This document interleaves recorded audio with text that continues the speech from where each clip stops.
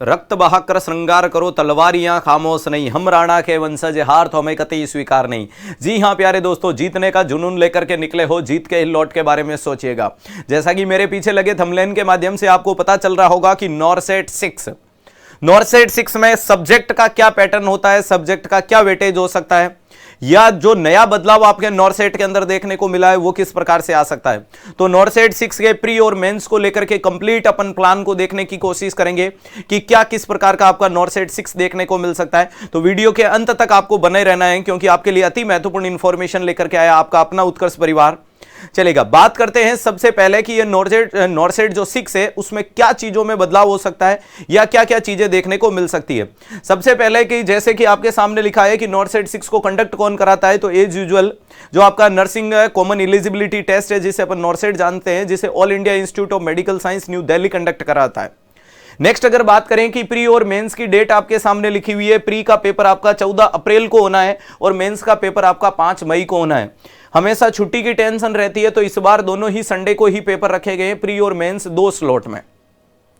अगर बात करते हैं प्री वाले पेपर के बारे में कि जो प्री का जो एग्जाम का पैटर्न है वो प्रीलिम और मेंस दोनों देखने को मिल रहा है। प्रीलिम वाला जो पेपर देखने को मिलेगा, सर इस प्री वाले पेपर के अंदर कितने क्वेश्चन आएंगे, तो 100 क्वेश्चन का पेपर होगा। प्री वाला पेपर कितने क्वेश्चन का देखने को मिलेगा, तो 100 उसमें क्वेश्चन होंगे, जिसमें 80 क्वेश्चन तो अपने नर्सिंग सब्जेक्ट के होंगे और 20 क्वेश्चन के अंदर आपका जनरल एप्टीट्यूड वगैरह चीजें देखने को मिलेगी, जिसमें रीजनिंग मैथ्स के भी सवाल आपको देखने को मिल सकते हैं। करंट अफेयर्स के भी कोई 1-2 सवाल आपको तुरंत प्रभाव से कोई आ सकता है, या नॉन नर्सिंग की कोई इमेज भी, जैसे कि बीच में आपको पता है कि पहले के पैटर्न में व्हाट्सएप लिख के सामने पूछ लेगा, व्हाट्सएप के सीईओ का फोटो मिक्स कर दो, या व्हाट्सएप के लोगों का, व्हाट्सएप एक साइड में व्हाट्सएप है, ट्विटर टेलीग्राम और सामने इनके लोगो क्रॉस मैच, यानी वेन डायग्राम जैसे भी सवाल आ सकते हैं। तो 20 सवाल तो रहेंगे नॉन नर्सिंग जैसे और 80 सवाल देखने को मिलेंगे नर्सिंग के। नेक्स्ट सवाल आता है कि क्या नॉरसेट प्रीलिम्स के अंदर नेगेटिव मार्किंग होगी। जी हां प्यारे दोस्तों, 1/3 नेगेटिव मार्किंग इसमें भी देखने को मिलेगी। सर ये जो प्री वाला पेपर होगा इसका टाइम कितना होगा, तो 90 मिनट। चक दे इंडिया में बोला था, वैसे ये 90 मिनट तुमसे कोई नहीं छीन पाएगा, जिसमें आपको 100 सवालों को डील करना है, तो लगभग एक सवाल के लिए 50 सेकंड के आसपास का समय। नेक्स्ट जो ये क्वेश्चन का पेपर है वो नया बदलाव ये किया गया है कि इसको 2 पार्ट में तोड़ दिया। 2 पार्ट कैसे, प्रीलिम और मेंस तो तोड़ा, इसके बाद इसको प्रीलिम और मेंस के अंदर 5-5 सेगमेंट बनाए गए हैं। 18 मिनट का एक सेगमेंट होगा, जिसमें 20 क्वेश्चन आपको करने पड़ेंगे। यानी आपके पेपर स्टार्ट होते ही आपके सामने आएगा सेगमेंट ए, जिसमें आपको 18 मिनट में 20 क्वेश्चन को डील करना है। उसे सेव एंड नेक्स्ट करोगे तो आप पार्ट बी में चले जाओगे। उम्मीद जितनी अभी प्रिडिक्शन लगाई जा रही है यही है कि एक बार पार्ट बी में जाने के बाद वापस पार्ट ए में नहीं आ सकते, ऐसा मान के चलना है। क्लियर है। बाकी तो पेपर में गाइडलाइन आएगी उसी टाइम में, इसका खुलासा एम्स दिल्ली ने अभी तक नहीं किया है, तो आपको यही मान के चलना है कि पार्ट ए के अंदर मैं घूम सकता हूं, पहले दूसरे तीसरे चौथे 5वें 7वें 8वें 9वें 10वें 11वें 12वें 20वें तक घूम सकता हूं, वापस 19 18 17 16 15 14 13 12 11 9 8 7 5 4 3 2 पे घूम सकता हूं। लेकिन जैसे ही 20 से आगे 21वें क्वेश्चन में प्रवेश किया, पार्ट बी आ जाएगा, और पार्ट बी आने के बाद उम्मीद है कि पार्ट ए में वापस ना आ सकूं। तो अपने दिमाग में पहले से क्लियर रखना है कि पेपर 18 मिनट का पेपर है, 20 सवाल करने हैं। जैसे ही करोगे उसके बाद फिर दिमाग में लाना है, फिर 18 मिनट का पेपर है, फिर 20 सवाल करने हैं। ऐसे ऐसे आपको 5 स्लॉट हैं, तो जितने सवाल कितने डील करने हैं, तो ज्यादा से ज्यादा क्वेश्चन को जरूर करें, क्योंकि मैक्सिमम अटेम्प्टिंग होती है वो आपकी नेगेटिव मार्किंग को कंसीडर कर देती है, कम करवा देती है। क्यों? क्योंकि मान लीजिएगा अगर आप 4 सवाल को अटेंड कर रहे हो, 4 में से अगर 1 नेगेटिव चला गया या 2 नेगेटिव चले गए, तो भी आप पॉजिटिव में ही चल रहे हो। समझ पा रहे हो? 4 में से अगर आपके 2 नेगेटिव हो गए, 2 सही हुए, तो भी आप बराबर ही चल रहे हो, ऐसी कोई घाटे में गाड़ी नहीं जा रही है। 3 सवाल गलत करोगे तो 1 गलत का, 3 गलत करके 1 सही कर रहे हो तो भी इक्वल है, और चारों के चारों गलत होंगे तब जाके कर्म फूटेंगे। तो इतने किस्मत खराब तुम्हारे है नहीं। तो कुल मिलाकर के अटेम्प्ट कितने करें, तो मैक्सिमम अटेम्प्टिंग, बाकी total depend upon the paper. Paper का वेटेज होता है, वही आपको बताएगा कि कितने अटेम्प्ट करने हैं। पहले से घर से ये मान के नहीं जाना, लेकिन ये जरूर है कि आपका जो क्वालिफाइंग क्राइटेरिया है 40 नंबर 45 नंबर और 50 नंबर वाला, उसको जरूर आपको पार करना है।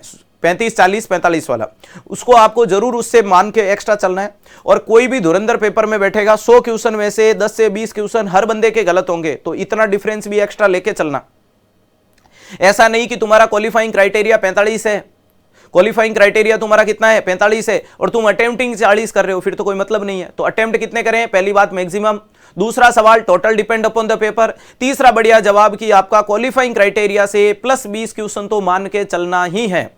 तो मैंडेटरी टू मैंडेटरी हर बच्चे को 70 क्वेश्चन तो करने ही है। 70 से कम कर रहे हो मतलब आप नुकसान में जा रहे हो, ठीक है, पेपर में 70 से कम कर रहे हो मतलब आप नुकसान में जा रहे हो, ये मान के चलना। नेक्स्ट अगर बात करते हैं कि ये नॉर्सेट जो मेंस वाला पैटर्न होगा, मेंस में भी क्या है, मेंस में यही है कि नॉन नर्सिंग नहीं है, सारी नर्सिंग है।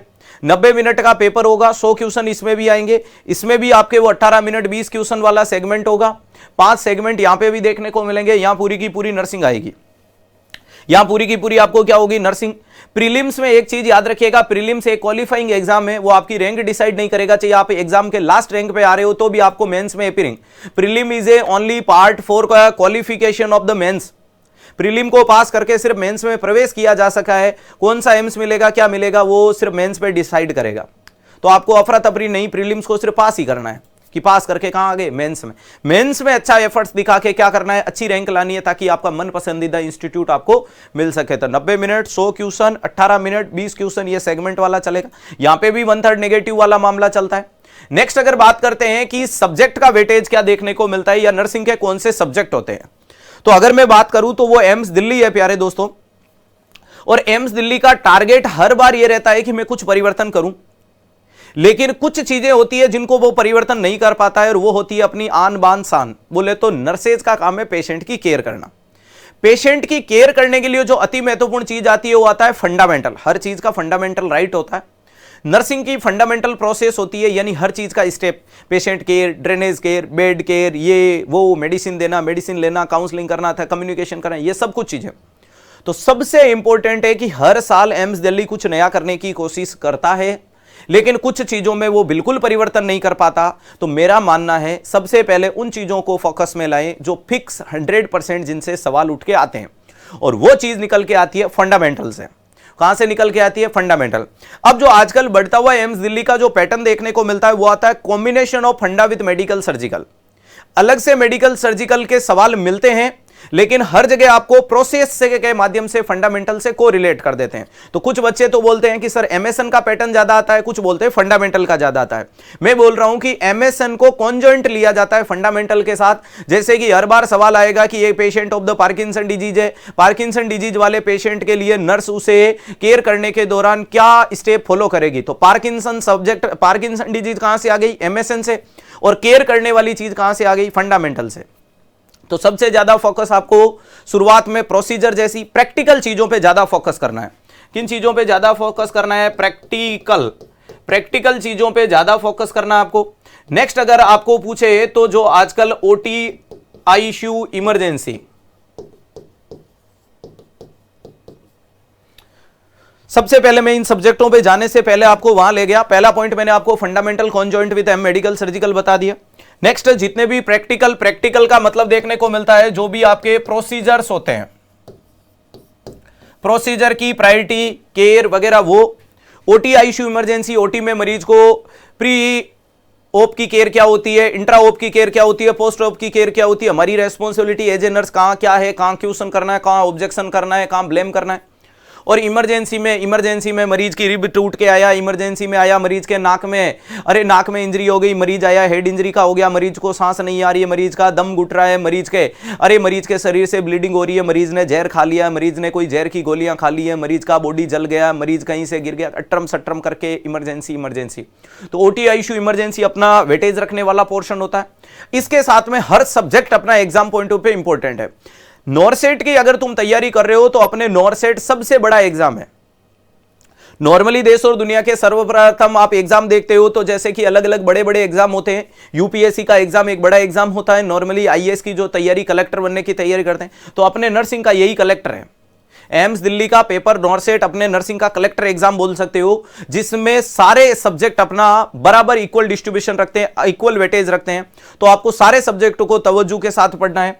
मेडिकल सर्जिकल को अच्छे से पढ़ना है, फंडामेंटल को पढ़ना है, कम्युनिटी हेल्थ नर्सिंग को आपको बहुत अच्छे तरीके से पढ़ना है। एडमिनिस्ट्रेशन, मैनेजमेंट और रिसर्च के जो सवाल आते हैं वो आपको अच्छे से पढ़ने, न्यूट्रिशन, खान पान के बारे में जानकारियां, साइकेट्रिक नर्सिंग से आपको अच्छे अच्छे सवाल देखने को मिलते हैं, पीडियाट्रिक नर्सिंग से बच्चे वाले सवाल आपको देखने को मिलते हैं, फार्मेकोलॉजी, मेडिकल सर्जिकल के साथ कॉन्जॉइंट होकर के सवाल आपके सामने आएंगे, माइक्रोबायोलॉजी के सवाल आपको फंडामेंटल के थ्रू आएंगे कि आपको स्टेरिलिटी कैसे मेंटेन, ओब्स एंड गायनी के बहुत अच्छे सवाल आपको देखने को मिलते हैं, ओब्स के तो बहुत ही अच्छे आते हैं गायनी की तुलना में, ऑन्कोलॉजी जो आपकी मेडिकल सर्जिकल के तहत आपके सवाल देखने को मिलते हैं। तो कुल मिलाकर के नॉर्सेट के लिए आपको सारे सब्जेक्ट को, नर्सिंग को स्ट्रॉन्ग करना है, और मेरा मानना है जो आपका स्ट्रॉन्ग जोन है उसको ज्यादा स्ट्रॉन्ग करो, तब आप नॉर्सेट को फतेह कर पाओगे। स्ट्रॉन्ग जोन को और ज्यादा स्ट्रॉन्ग बनाओ ताकि आप नॉर्सेट को फतेह कर पाओगे, और ओटी आईसीयू इमरजेंसी को आपको प्रायोरिटी के साथ में चीजों को लेना है। क्लियर है। अब नेक्स्ट आता है कि सर हमें कोई ऐसी जगह बता दो या ऐसा कोई उपचार बता दो जहां सब कुछ ये अच्छे से पढ़ाया जाता है या समझाया जाता है। तो आपका अपना उत्कर्ष परिवार। जी हां प्यारे दोस्तों, अब आपको ज्यादा अब शिक्षा कभी भी आपके व्याध्यान नहीं ला सकती, या आप पैसे के अभाव में शिक्षा से दूर नहीं हो सकते, क्योंकि आपका अपना उत्कर्ष परिवार आपकी होली को और ज्यादा हंगामा धमाके के साथ में ले आ रहा है। आपके चेहरे पे रंग भरने के लिए, आपकी जिंदगी में खुशियां भरने के लिए उत्कर्ष परिवार ने होली धमाके ऑफर में प्यारे दोस्तों 21 से लेकर के 28 मार्च तक 21 से लेकर के 28 मार्च तक उत्कर्ष ऐप के सभी लाइव और रिकॉर्डेड कोर्स में मिलेगा आपको 90% तक की भारी छूट, और उसके साथ में 3 महीने की एक्स्ट्रा कोर्स वैलिडिटी। तो जो कोर्स पहले 12 महीने की वैलिडिटी का होता था वो 15 महीने की वैलिडिटी का मिलेगा, लेकिन वो सिर्फ मिलेगा 21 से 28 मार्च के बीच में। और उत्कर्ष ऐप के सभी लाइव और रिकॉर्डेड कोर्स पे ये 90% तक की भारी छूट है। अगर आप लोग नोट्स मंगा के अपनी पढ़ाई करना चाहते हो तो बुकशाला से जो आप प्रिंटेड नोट्स मंगाओगे उन पे भी भारी छूट है। अब आपकी तैयारी भैया जी, अगर आप ईएसआईसी की तैयारी कर रहे हो तो कोर्स सिर्फ 2000 रुपए में होगा। डीएसएसबी की तैयारी कर रहे हो तो मात्र 2500 रुपए में होगा।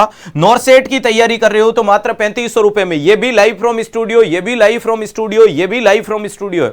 जब तक कोर्स लाइव चलेगा लाइव, उसके बाद में एज ए रिकॉर्डेड आपके पास में एक्सेस सेव रहेगा। लेकिन जिस दिन से परचेज करोगे उस दिन से 15 महीने तक आपके पास में कोर्स अवेलेबल रहेगा। आप कितनी भी टाइम उसको देखो। अनलिमिटेड ऑनलाइन एक्सेस होता है, ऑडियो एंड वीडियो लेक्चर का, पैनल पीडीएफ का, डीपीपी का, ऑल इंडिया टेस्ट रैंकिंग को, एनालिसिस का, ये सारे फीचर्स आपको अपने उत्कर्ष में मिलते हैं।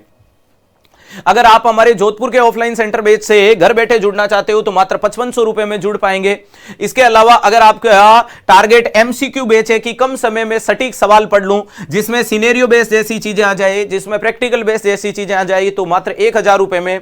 नॉर्सेट महापेक का मतलब रिकॉर्डेड लाइव और एमसीक्यू बेच का जो कॉम्बो जैसा बेच देखने को मिलेगा, जिसमें नॉर्सेट के डिफरेंट टाइप के कोर्सेज हैं, वो मात्र 6000 रुपए में मिल जाएंगे। और अगर आप नॉर्सेट जैसा बेच और सीएचओ का बेच को कॉन्जॉइंट लेना चाहते हो तो ये 4000 रुपए में आपके सामने मिल जाएंगे। अब ये सारे बेच को सर परचेज करने का आसान तरीका मुझे बता दो, तो सबसे आसान तरीका इस वीडियो के कमेंट बॉक्स में मिलेगा आपको एक लिंक, जिसके माध्यम से आप डायरेक्ट कोर्स में पहुंच के कोर्स को परचेज कर सकते हैं। दूसरा आसान तरीका, आपके अपने ऐप स्टोर और प्ले स्टोर से जाके डाउनलोड करें उत्कर्ष ऐप उसी लोगों के साथ में, और जाकर के आपके इन कोर्सेज को परचेज करें जो होली हंगामा ऑफर में अवेलेबल है। आपकी तैयारी को मजबूत करेगा, आपको मजबूत करेगा, और अब कामयाबी पे होगा सबका हक। उम्मीद है कि वीडियो सेशन बहुत अच्छा लगा होगा।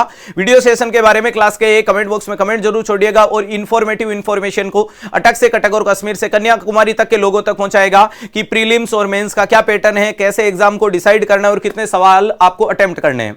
आज के लिए इतना ही। हंसते रहे, मुस्कुराते रहे, पढ़ते रहे, मस्त रहे, बने रहे उत्कर्ष परिवार के साथ, और कर दिखाएगा कुछ ऐसा कि दुनिया करना चाहे आपके जैसा। Thank you so much.